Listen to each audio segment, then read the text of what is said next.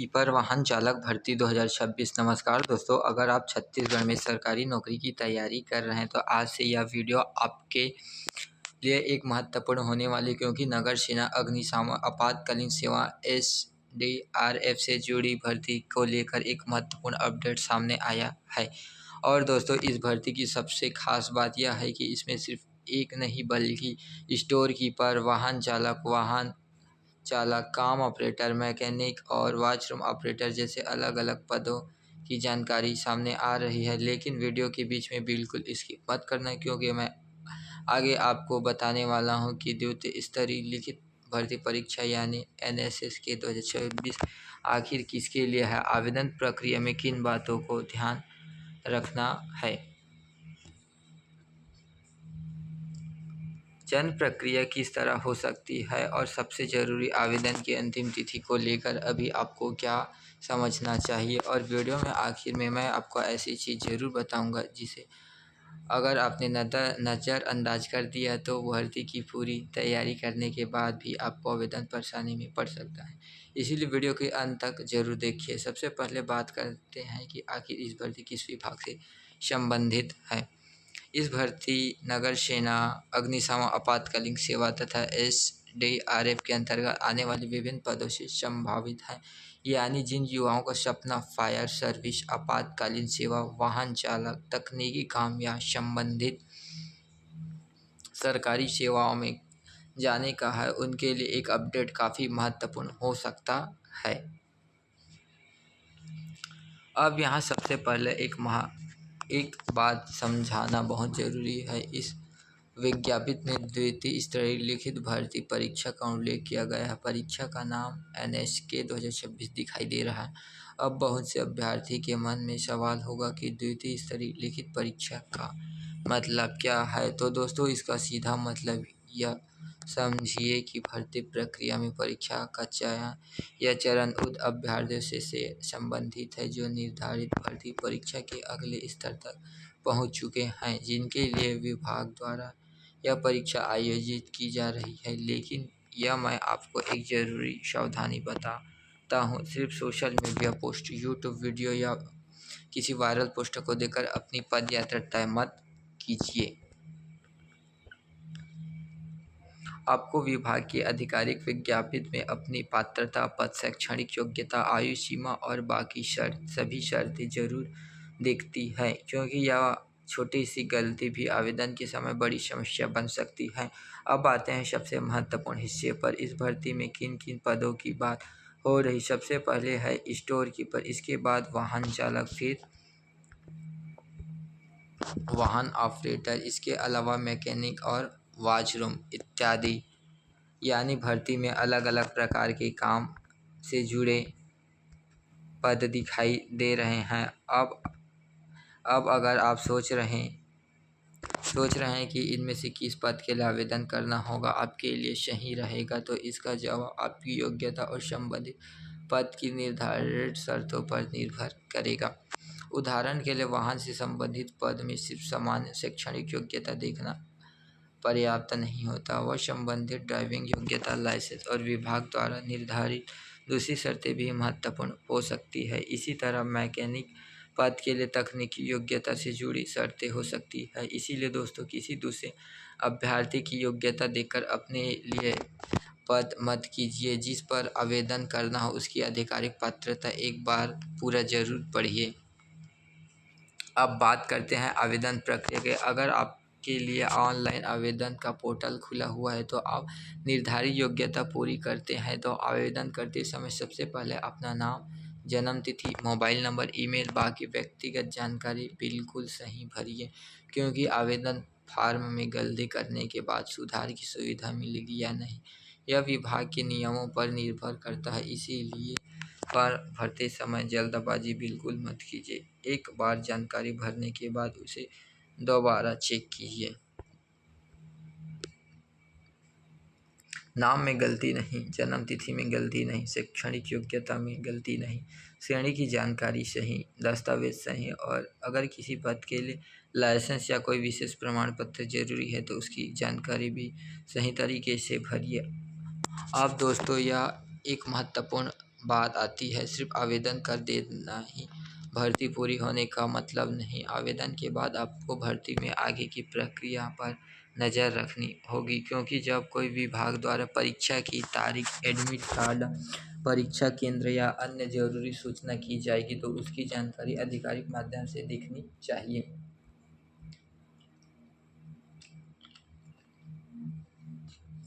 कई अभ्यर्थी आवेदन करने के बाद आराम से बैठ जाते हैं और फिर एडमिट कार्ड या परीक्षा से जुड़ी सूचना समय पर नहीं देख पाते। अगर आप ऐसी गलती बिल्कुल मत करना।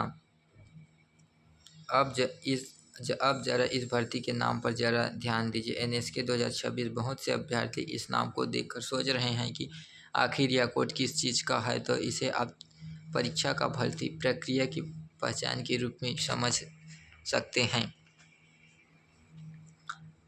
जब भी आगे इस भर्ती से संबंधित कोई सूचना आती है तो इसी नाम या भर्ती के आधिकारिक विवरण के माध्यम से उसे पहचानना आपके लिए आसान रहेगा। अब बात करते हैं चयन प्रक्रिया की। दोस्तों, चयन प्रक्रिया को लेकर सबसे बड़ी गलती यही होती है कि अभ्यर्थी यूट्यूब, टेलीग्राम या किसी दूसरी भर्ती की प्रक्रिया देखकर उसे इस भर्ती पर लागू कर देते हैं। ऐसा बिल्कुल मत कीजिए। इस भर्ती की चयन प्रक्रिया वही मानी जाएगी जो संबंधित विभाग की आधिकारिक विज्ञप्ति से निर्धारित की गई है। अगर किसी पद के लिए लिखित परीक्षा है तो लिखित परीक्षा के पैटर्न को समझना जरूरी है। अगर किसी पद के लिए ड्राइविंग टेस्ट, कौशल प्रशिक्षण, शारीरिक प्रशिक्षण या दस्तावेज सत्यापन जैसी कोई प्रक्रिया निर्धारित है तो उसे भी आधिकारिक नियमों के अनुसार ही समझना होगा। इसी वजह है कि मैं आपको बार बार आधिकारिक विज्ञापित देखने की सलाह दे रहा हूँ। अब बात करते हैं तैयारी की। अगर आप इस भर्ती के लिए गंभीर हैं तो अभी से अपनी तैयारी कर दीजिए, क्योंकि सरकारी नौकरी में सबसे ज़्यादा नुकसान उस अभ्यर्थी का होता है जो सोचता है पहले परीक्षा की तारीख आने दो फिर पढ़ाई शुरू करूँगा। तो दोस्तों, जब परीक्षा की तारीख आती है तब तक बहुत देर हो चुकी होती है। आपको अभी से सामान्य ज्ञान, अंक अध्ययन, हिंदी, गणित, रीजनिंग और भर्ती से निर्धारित अन्य विषयों की तैयारी करनी चाहिए। लेकिन यहाँ भी एक गलती मत करना। कोई किताब खोलकर घंटों बैठकर तैयारी नहीं। आपको रोज़ सवाल हल करने हैं, पुराने प्रश्नों का अभ्यास करना है, अपनी गलतियों को देखना है और सबसे ज़रूरी बात, समय के अंदर प्रश्न हल करने की आदत डालनी है, क्योंकि परीक्षा में सिर्फ सही उत्तर आना काफ़ी नहीं होता। आपको निर्धारित समय में अधिक से अधिक सही प्रश्न करने होते हैं। अब एक बात खास तौर पर उन अभ्यर्थियों के लिए है जो वाहन चालक या वाहन चालक कम ऑपरेटर जैसे पदों की लेकर उत्साहित हैं। अगर आप ऐसे पद के लिए भी तैयार कर रहे हैं तो केवल लिखित परीक्षा पर ध्यान मत दीजिए। अपने पद से संबंधित जरूरी दस्तावेज, पात्रता अपने से तैयार रखिए। लाइसेंस या अन्य आवश्यक प्रमाण पत्र की वैधता और विवरण को भी जांच लीजिए, क्योंकि अंतिम समय में दस्तावेज की समस्या होने पर बहुत परेशानी हो सकती है। अब दोस्तों, हम उस सवाल पर आते हैं जिसका इंतज़ार शायद आप सबसे ज़्यादा कर रहे हैं। ऑनलाइन आवेदन की अंतिम तारीख क्या है? या मैं आपको एक बात साफ साफ बताना चाहता हूँ। थंबनेल पर किसी वायरल पोस्ट में अगर अंतिम तारीख जल्द घोषित जैसे जानकारी दिखाई जा रही तो उसे देखकर अपनी तरफ से कोई तारीख मान लेना सही नहीं होगा। अंतिम तिथि वही मानी जाएगी जो विभाग के आधिकारिक ऑनलाइन आवेदन पोर्टल पर आधिकारिक विज्ञापित में दी गई हो। इसीलिए अगर आप आवेदन करने की सोच रहे हैं तो अंतिम तिथि का इंतज़ार मत कीजिए, क्योंकि आखिर दिन वेबसाइट पर ज़्यादा कोड हो सकता है, ओटीपी की समस्या आ सकती है, दस्तावेज ऑनलाइन आवेदन की समस्या हो सकती है, पोस्ट में पेमेंट में समस्या आ सकती है या इंटरनेट की वजह से आवेदन अधूरा रह सकता है और फिर अभ्यर्थी सोचता रह जाता है कि काश मैंने पहले आवेदन कर दिया होता। आपको ऐसी स्थिति से बचना है। अब यहाँ एक और ज़रूरी बात, अगर आप आवेदन कर दिया है तो आवेदन फार्म का प्रिंट या पीडीएफ जरूर सुरक्षित रखिए। ऑनलाइन नंबर, रजिस्ट्रेशन नंबर और बाकी ज़रूरी जानकारी भी संभाल कर रखिएगा, क्योंकि आगे एडमिट कार्ड डाउनलोड करते समय या किसी अन्य प्रक्रिया में इसकी ज़रूरत पड़ सकती है। मोबाइल में स्क्रीनशॉट रख लेना अच्छी बात है, लेकिन संभव हो तो फॉर्म की PDF में सुरक्षित रखिए। अब दोस्तों एक बहुत बड़ा सवाल, इस भर्ती में हर अभ्यर्थी आवेदन कर सकता है? इसका जवाब है नहीं। किसी भी सरकारी भर्ती में आवेदन करने से पहले पद के अनुसार निर्धारित पात्रता पूरी करना जरूरी होता है। इसीलिए अगर आप स्टोर कीपर के लिए आवेदन करना चाहते हैं तो उसी पद की योग्यता देखनी। वाहन चालक के लिए अलग शर्त हो सकती है। वाहन चालक कम ऑपरेटर के लिए अलग, मैकेनिक के लिए अलग और वॉशरूम ऑपरेटर के लिए अलग। यानी सिर्फ यह देखकर कि सरकारी भर्ती निकाली है आपको तुरंत आवेदन नहीं करना चाहिए। पहले देखिए आप उस पद के लिए योग्य है या नहीं, फिर आवेदन कीजिए। अब मैं आपको एक ऐसी गलती बता देता हूं जो बहुत सारे अभ्यर्थी करते हैं। वे आवेदन तो कर देते हैं लेकिन अपना मोबाइल नंबर और ईमेल गलत भर देते हैं। बाद में यह भर्ती से जुड़ी सूचना उसी नंबर पर ईमेल पर आती है और अभ्यर्थी तक समय तक जानकारी नहीं पहुंचती। इसीलिए अपना सक्रिय मोबाइल नंबर इस्तेमाल कीजिए और आवेदन के बाद भी उस नंबर को चालू रखिए। अब बात करते हैं परीक्षा की तैयारी की रणनीति की। अगर आपका लक्ष्य सिर्फ फॉर्म भरना या बल्कि चयन प्रक्रिया है तो आज से एक छोटा सा नियम बना लीजिए। रोज़ पढ़ाई, रोज़ प्रश्न, रोज़ रिवीजन और कुछ दिनों में मॉक टेस्ट। क्योंकि सिर्फ पढ़ने से आपको अपनी वास्तविक तैयारी का पता नहीं चलेगा। क्योंकि सिर्फ पढ़ने से मॉक टेस्ट देने के बाद देखिए और आपके कितने प्रश्न गलत हुए।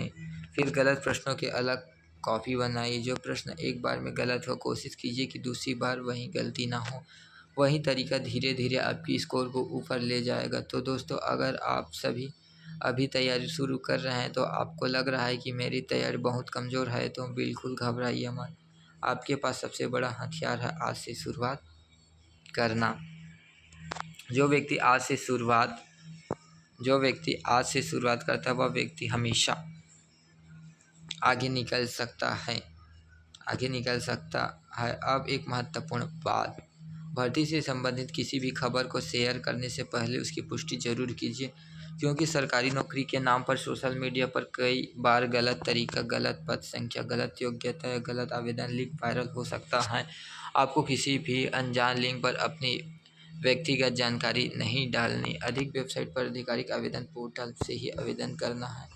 अब अगर आपने अभी तक के वीडियो देखा है तो इसका मतलब है कि आप इस भर्ती को लेकर गंभीर हैं। तो इसीलिए अब मैं आपको इस पूरे वीडियो में सबसे ज़रूरी बात एक बार फिर से बताता हूँ। नगर सेना, अग्निशमन एवं आपातकालीन सेवाएं तथा SDRF से संबंधित इस भर्ती में स्टोर कीपर, वाहन चालक, काम ऑपरेटर, मैकेनिक और वॉशरूम ऑपरेटर जैसे पद की जानकारी सामने है। और द्वितीय स्तरीय लिखित भर्ती परीक्षा NSS के संबंधित प्रक्रिया महत्वपूर्ण है। लेकिन आपकी सबसे पहली जिम्मेदारी है अपनी पात्रता चेक करना। दूसरी जिम्मेदारी है आधिकारिक विज्ञप्ति पढ़ना। तीसरी जिम्मेदारी है आवेदन की तारीख और अंतिम तारीख की आधिकारिक पुष्टि करना। चौथी जिम्मेदारी आवेदन करने के बाद उसका प्रमाण पत्र सुरक्षित रखना।